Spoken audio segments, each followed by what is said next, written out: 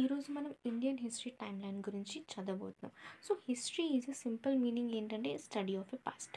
C his story. So study of a past గురించి చదవబోతున్నాం.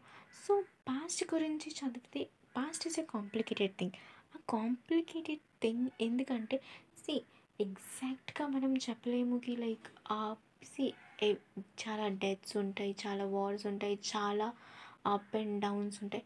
So ఒక మనిషికైనా ఒక కంట్రీకైనా so it's like difficult thing. So ఆ డిఫికల్ట్ థింగ్ని ఈజీ చేసుకోవడానికి మనం 3 డిఫరెంట్ టైమ్ లైన్లో డివైడ్ చేసుకున్నాం. First ancient, second medieval history and third modern history. So ancient హిస్టరీలో ఇంక్లూడ్ ఏం చేసుకున్నామంటే మనిషి పుట్టినప్పటి నుంచి టు 700 కామన్ ఎరా.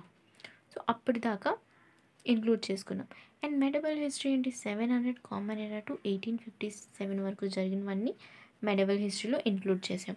అండ్ మోడర్న్ హిస్టరీలో ఏంటి 1857 తర్వాత నుంచి ఏమైనా జరిగినా అవన్నీ మోడర్న్ హిస్టరీలో ఇంక్లూడ్ చేసుకున్నాం.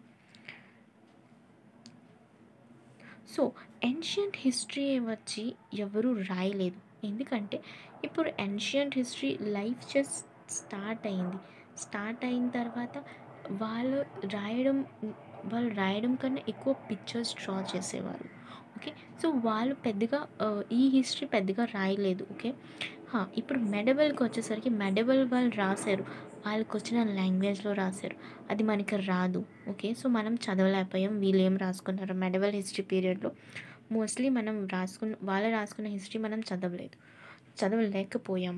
సో మోడర్న్ హిస్టరీ ఏంటంటే మనం రాసుకున్నవే మనమే చదువుకున్నాం. సో మోస్ట్లీ మోడర్న్ హిస్టరీ నుంచి మనకి బుక్స్ ఇవన్నీ పేపర్స్ వచ్చేసాయి కాబట్టి మనం రాసుకున్నాం. అండ్ మన లాంగ్వేజ్ మోస్ట్లీ వీళ్ళు కూడా ఫాలో అవుతున్నారు కాబట్టి మనం చదువుకుంటున్నాం, మనం రాసుకుంటున్నాం.